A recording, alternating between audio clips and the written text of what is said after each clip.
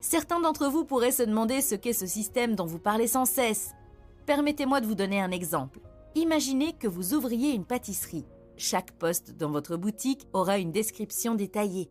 Cette clarté garantit que chaque travailleur sait exactement ce qu'il doit faire et comment le faire. De l'achat des ingrédients à la propreté du magasin, en passant par le balayage des sols, le nettoyage des poêles et les transactions à la caisse. Pour les boulangers, il y aurait des directives claires sur la façon de cuire les gâteaux, les réglages de température des fours, la durée de cuisson de chaque type de gâteau et les recettes secrètes qui rendent vos gâteaux spéciaux.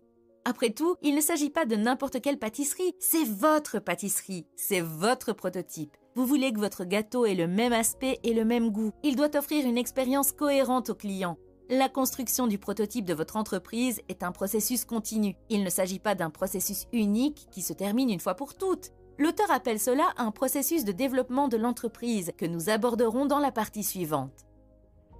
Partie 5. Processus de développement de l'entreprise. Ce processus comprend 3 étapes. L'innovation, la quantification et l'orchestration. L'orchestration consiste à poser la question suivante. Quels systèmes pouvons-nous améliorer dans notre entreprise pour aider nos clients ? N'oubliez pas que ce n'est pas le produit qui doit être innové, mais la manière dont votre entreprise fonctionne et vend ses produits. Il n'est pas nécessaire de mettre en œuvre de grandes innovations. Par exemple, quelle couleur de costume vos employés doivent-ils porter pour réaliser le plus grand nombre de ventes ? Est-ce un costume marron, bleu ou noir ? Testez-le pendant 2 semaines. Vous constaterez peut-être que même votre meilleur vendeur gagne moins d'argent lorsqu'il porte un costume marron et que les ventes de votre pire vendeur ont presque doublé lorsqu'il portait un costume bleu. Voici un autre test à essayer.